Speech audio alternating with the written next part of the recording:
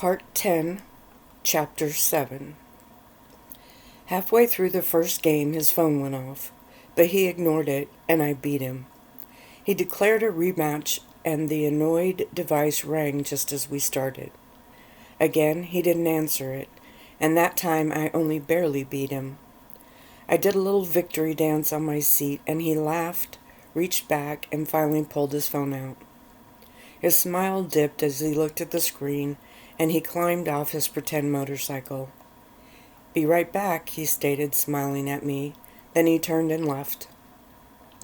Allison walked over with Joel at her side.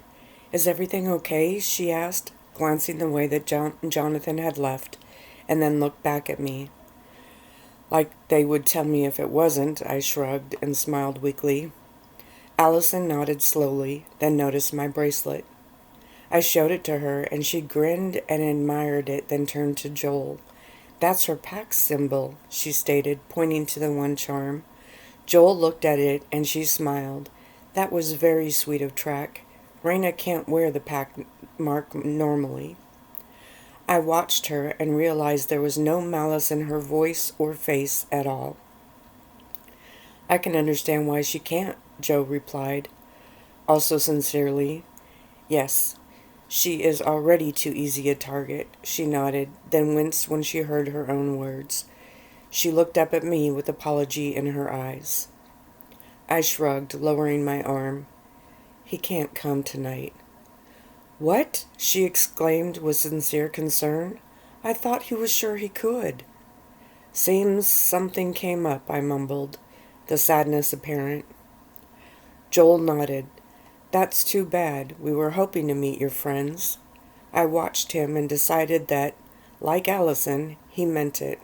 Wow, was I really this paranoid? Drake walked up and looked the three of us over. "What's with the long faces?" "Reina's best friend can't make it tonight," Allison explained, shooting me a sad look. Okay, maybe I was glad she was here. Drake turned his brown eyes on me. "I'm sorry to hear that. We'll just have to make sure she can come with us next time." Allison giggled and I smiled at her. Joel chuckled and turned to his friend. "It's a he, not a she." "Oh," Drake stated, surprised. "Well, we will have to use it as an excuse to plan another night out," he replied, a little slower this time. Allison wrinkled her nose playfully at me, and we turned as Jonathan walked in. His smile seemed a bit forced, and I watched him as he walked over. He rubbed his hands together and squared his shoulders. "Well then, why don't we all start getting ready?" I looked at the clock and frowned. It was only 8. He said we wouldn't be leaving until 10. Jonathan leaned towards me and smiled. "You females take a lot longer to get ready." Allison gasped and nodded. "Oh wow, we only have 2 hours." I turned and looked at her with amazement. Was she serious? The others walked up, and suddenly the girls went into a near panic as they realized the same thing. My head tilted to one side as I watched them, dumbfounded. How long did it take to get in the shower, dry your hair, and get dressed? Yes, they did more with their hair, and they put on makeup too, but 2 hours? Jonathan moved, and I turned to look at him, my eyes still tight with confusion. "I had your outfit put in your room," he smiled, and then looked at my newest friend. "Maybe Allison should help you get ready." "I think I can manage to get dressed myself," I shot out with a huff.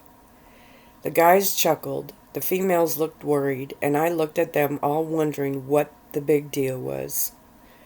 Finally, Jonathan nodded. "I put Allison in a room with Tanya and Jessica. The guys are with me." I shrugged as if to say, "Yeah, so what?" He leaned into my ear. "I hope you like your outfit." I heard myself groan then. What exactly had he bought me? Allison grabbed my hand and I yelped. "Seriously, did they always have to grab that one?" She apologized, took the other one, then smiled at Jonathan. Don't worry, we'll take good care of her." "Excuse me?" I protested, and then gasped as the three females dragged me out of the room, the guys laughing behind me. "Okay, first you take a shower," Allison stated, suddenly very serious. "Then we will come in and we will all get ready together." "Together?" I choked as I was pulled up the stairs. Jessica nodded. "That way we can talk and help each other out." "Help out with what?" "Hair, makeup, checking our outfits," Tanya laughed. When we got to my room, Allison smiled. "Okay, just a shower and dry your hair, then promise not to do anything else until we come back." I nodded, too stunned to comment, and watched them as they nearly ran back down the hall. I blinked several times and then turned and looked at my bodyguards. Michael winked at me and Ander grinned. I shook my head and headed into the safety of my room. Even though I had already taken a shower at the pool, I needed time to calm down. Fear of what was about to happen crept over me as I stepped under the hot water. I heard them arrive as I dried my hair, and I looked into the mirror. "Why me?" I whispered to my reflection. When I finally stepped out, with a large towel wrapped around me, they all smiled. They were all in robes and slippers. Then I glanced around my room. There were clothes sprawled out on every possible surface, and some hanging from the frame over my bed. There was even a small suitcase-looking thing on my dressing table. All I could do was shake my head. Allison clapped her hands and smiled. "Okay, time to get a look at the outfit he got you." She moved over to the back of the closet and opened it wider so we could all see the garment bag that hung there. I moaned as she started to unzip it. "It figures he picked out a dress." Tanya and Jessica moved into a huddle around it, and I heard them discussing it before I could see it. "It's perfect," Allison exclaimed, then turned theatrically and held up a padded hanger with the dress on it. My head tilted as I looked it over. It was a very deep blue dress. The neckline was square, and the straps were about an inch wide. It was a bit form-fitted along the waist and sides, but not too much. No frills, no wild colors. It was simple and actually very pretty. The material was just a bit shiny, but not too much. I stepped up to it and felt myself smile with relief.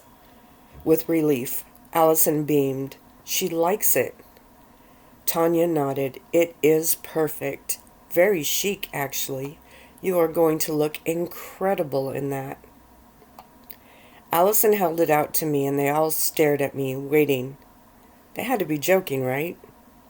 I walked to my dresser, pulled out my underclothes, took the dress, and headed to the closet. I heard them shuffling through things and chatting as I got dressed. Were they really changing in front of each other? Then I shrugged. I guess they were more like a small pack than I had thought. The wolves did it after they changed, and never thought that was odd. Dad told me to give them a chance, so I stepped into the dress and then looked down at myself. It stopped just above the knee. Another relief. I had seen some of the dresses those other girls wore. Finally, I stepped out timidly, fidgeting a little. Jessica walked over, lifted my arm, and zipped me up. What an odd place for a zipper, I thought as I watched her.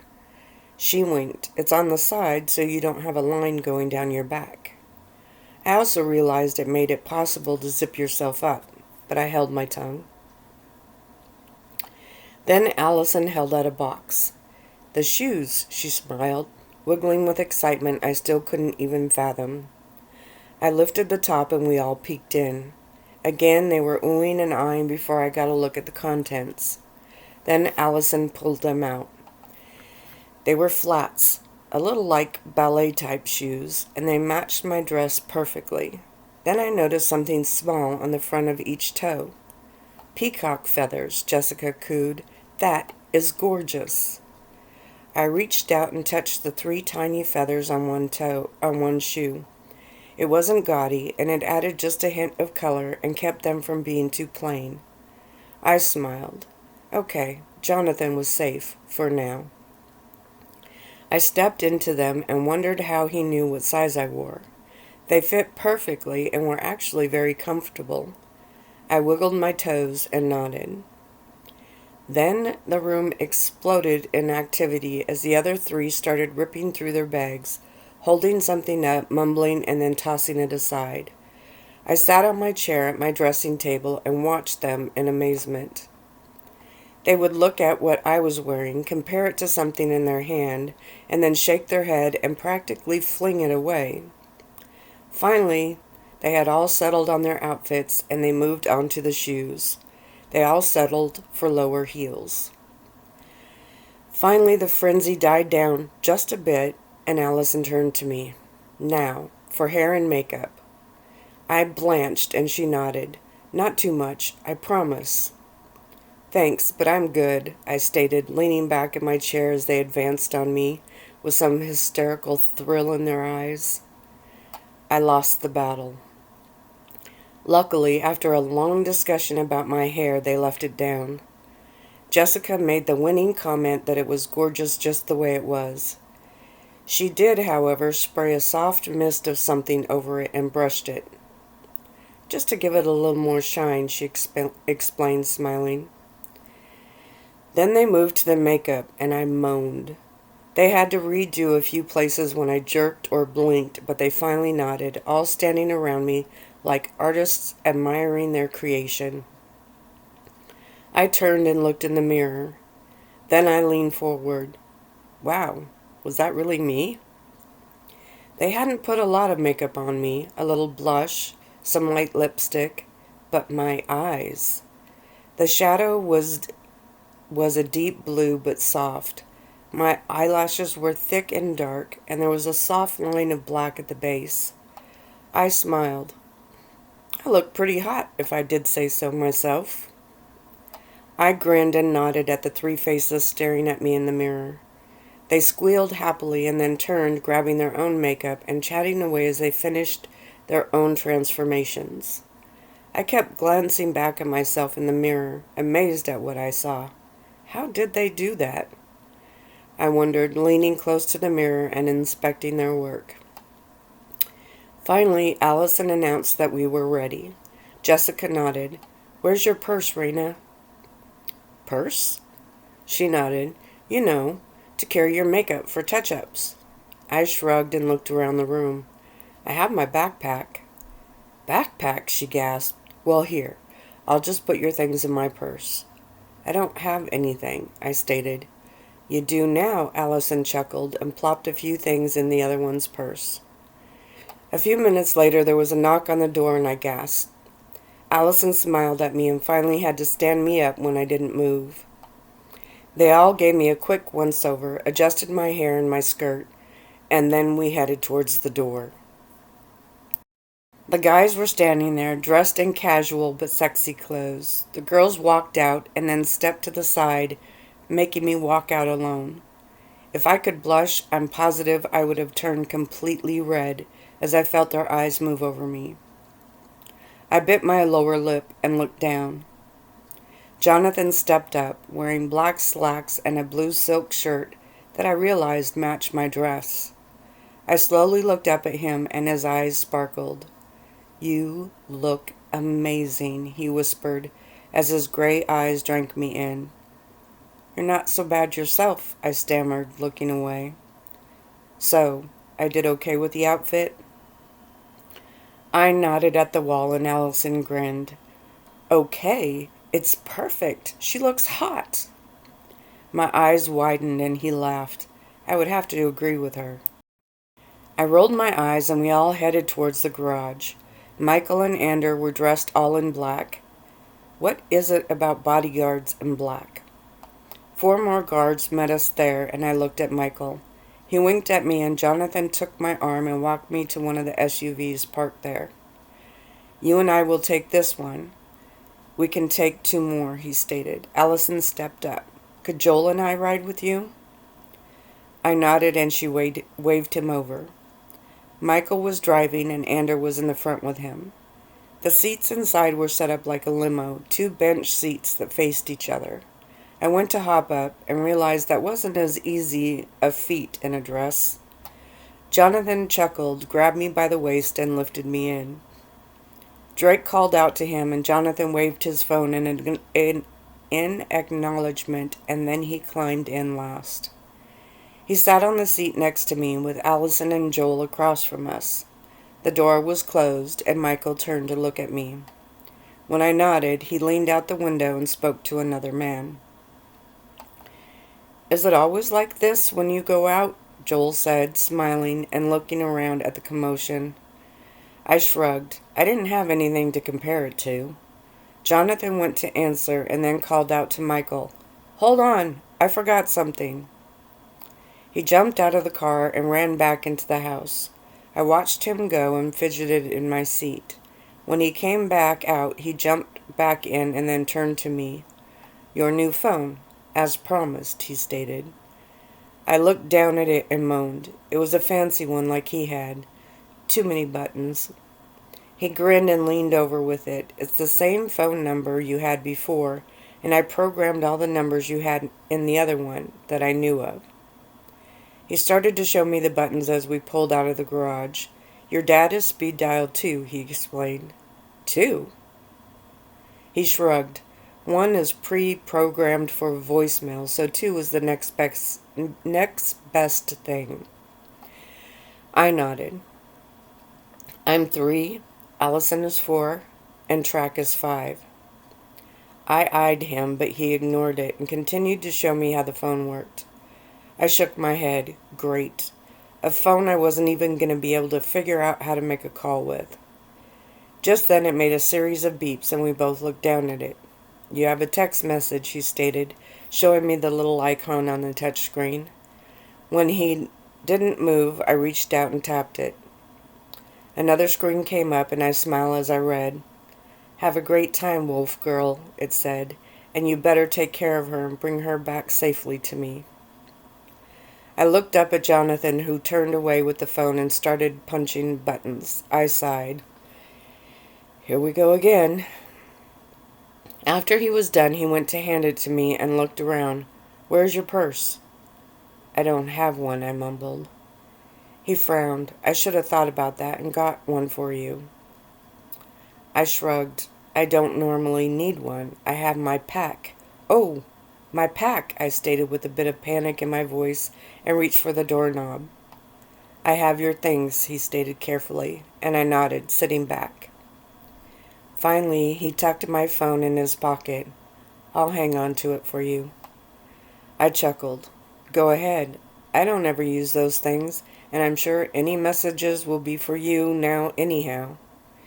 He half chuckled, half huffed, and looked up to see Joel watching him. Jonathan shrugged, and I shook my head and looked out the dark window. A phone went off again, and I laughed as all three of them quickly pulled out theirs to see whose it was. "You should really change your ringtones," I stated, when Joel declared it was his.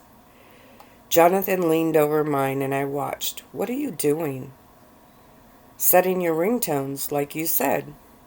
Allison smiled. "You know, you can take pictures with that phone. Then you can set it so the picture of the person comes up when it rings." "Really?" I asked, and she nodded. Jonathan finished with the ringtones, then pushed another button and held it up. Allison smiled and adjusted her hair. Just as he was about to snap it, Joel leaned over and put his head next to hers. Her smile doubled, and there was a soft click. Then she reached her hand out. "Now let me get one of Jonathan." He handed her the phone, and she pushed the button and held it up. He straightened his shirt, and Joel looked at me. I tilted my head, and then Jonathan chuckled and pulled me over to him. "Smile, Reina," Allison teased, and then there was another soft click. Then her and Joel reviewed the picture and shook their head. They took 3 more before they were finally satisfied and handed Jonathan back my phone. He looked at the picture, smiled, and pushed more buttons. I rolled my eyes and leaned back in the seat. "Would it be okay Joel asked, his own phone out. Jonathan nodded. You can put a picture in for my number, he stated, making it obvious he wasn't going to give him mine. Joel shrugged and held up his phone. This time he seemed satisfied with the first shot of us, and then he and Allison turned and did the same thing with each other. I watched them, shaking my head.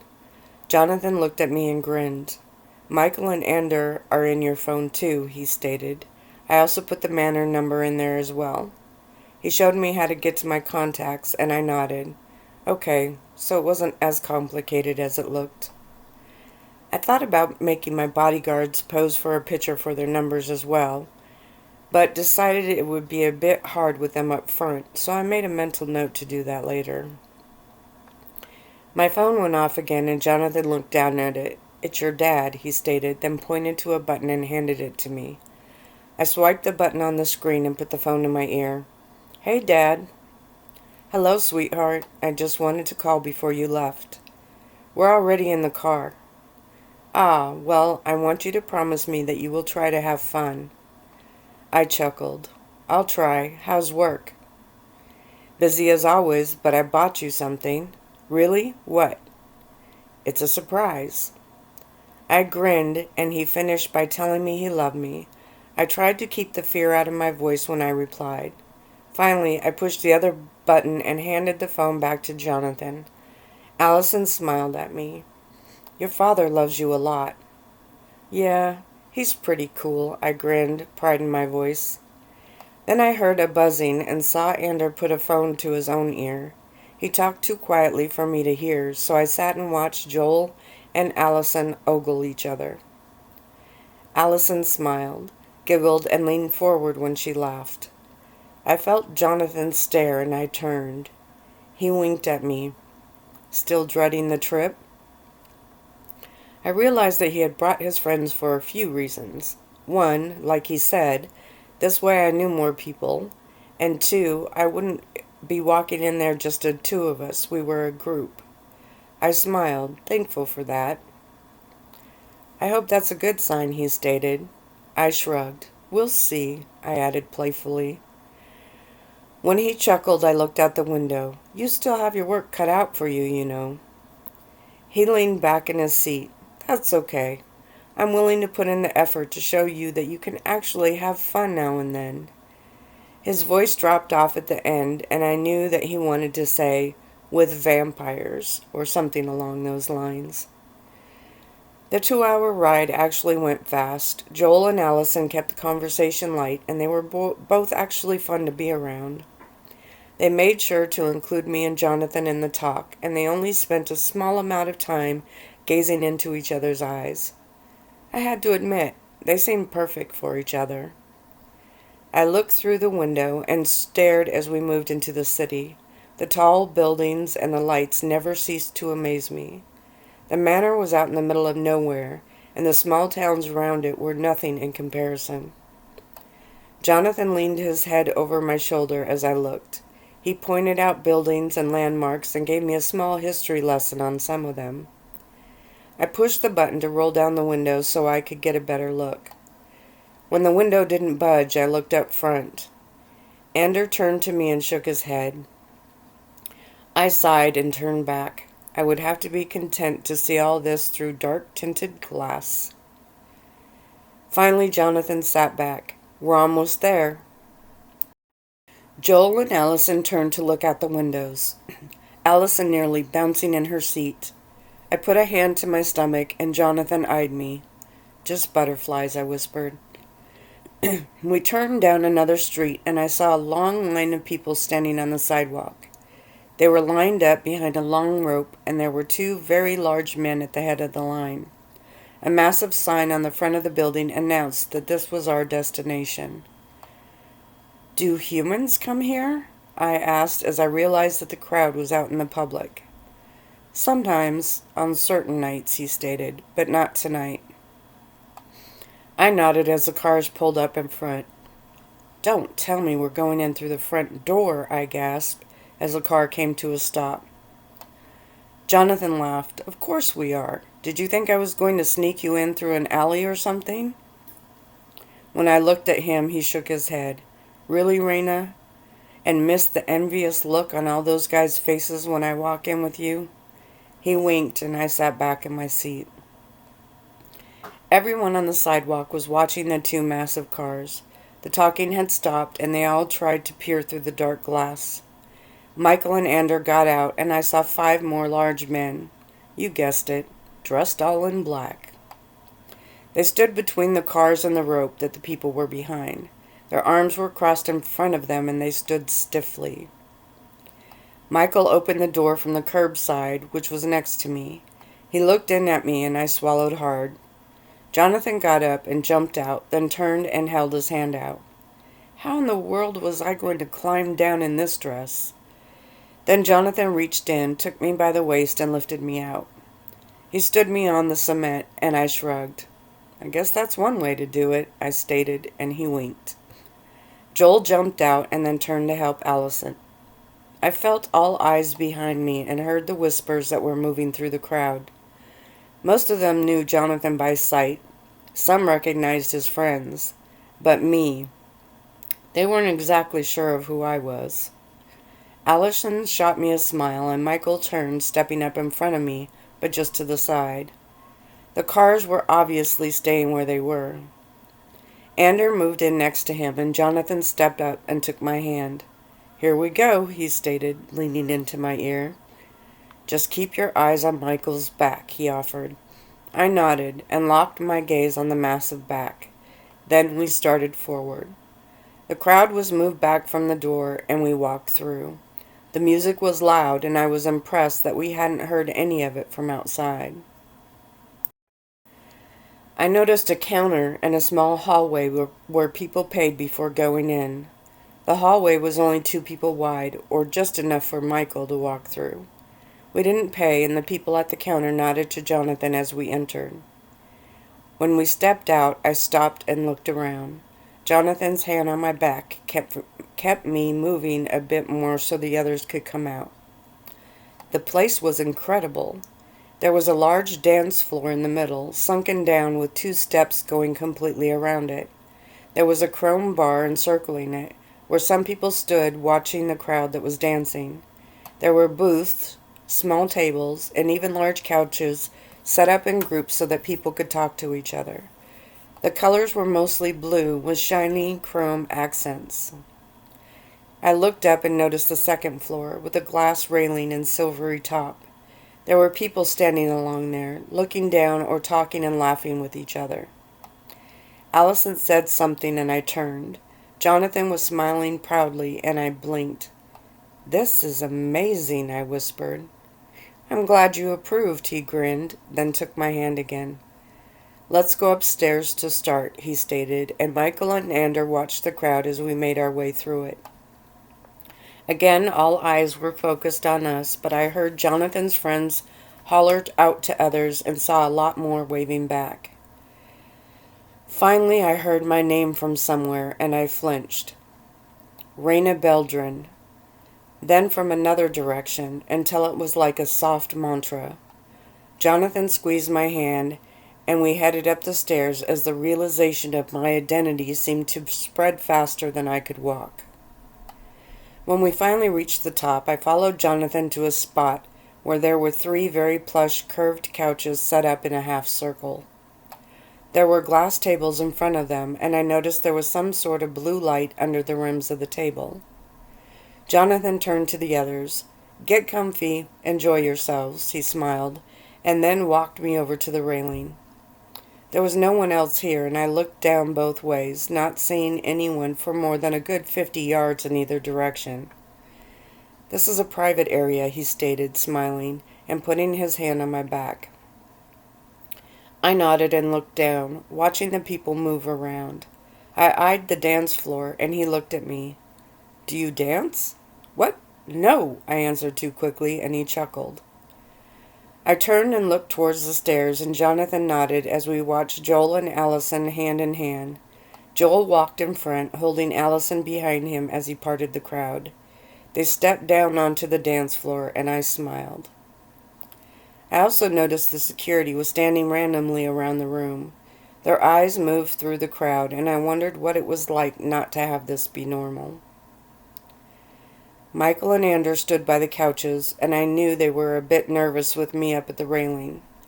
I pointed over at a large bar lit up with blue and white rope lights. Jonathan nodded. We are a mixed-race establishment, so some of our patrons eat and drink. I replied, impressed.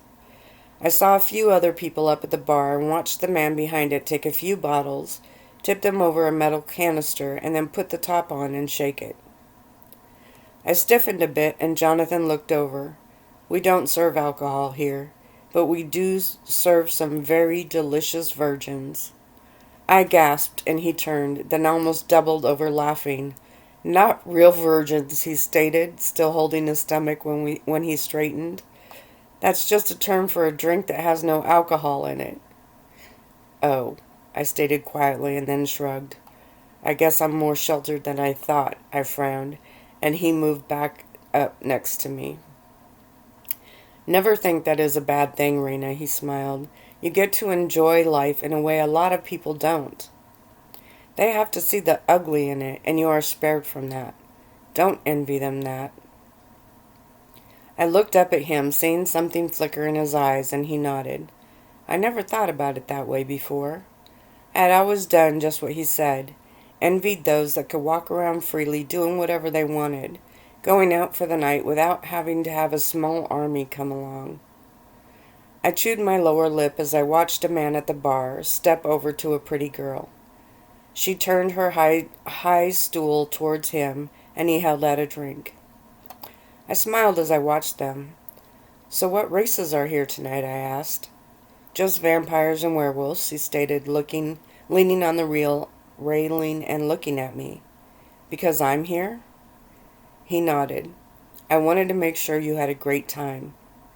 I don't like that you had to do that. I didn't have to, Reina. I wanted to. We have plenty of nights that are only for certain races. He looked out. Not all of them mingle so well together. Tanya stepped up to us and smiled. Are you two going to hide up here all night? Jonathan winked. I have to try to get what time in I can. She shook her head. You can't keep her to yourself all night. She reached out and grabbed my hand and pulled me away. I looked over my shoulder, and Jonathan moved quickly up beside me. Tanya smiled. Everyone knows who she is now, and this place is as tight as Fort Knox. She needs to have some fun. Careful there, Tanya, Jonathan stated as she moved me towards the stairs. Oh, please, Jonathan, she is who she is, but for one night let her just be a normal vampire, will you? She laughed, and we descended, though he kept up with us and looked at me. I shrugged, smiling nervously, and he frowned, following us down. Michael and Ander were right behind us, and Drake and Lucas joined in, watching Jonathan for instructions. Tanya stopped on the main floor and smiled at me. Do you dance? No, I stated quickly, and she frowned. Why not? I shrugged, and she nodded. Okay, well, we'll wait for a better song, and then I'll teach you. My eyes widened, and I looked at Jonathan. He frowned and went to reach for me, but Tanya waved to some friends and dragged me after her. We stopped near the bar, and the girl and the guy that I had seen from above smiled and stood up. I could smell them now. They were both werewolves. Tanya introduced me, and Jonathan took the opportunity to take my hand back. And that's where I'll stop now.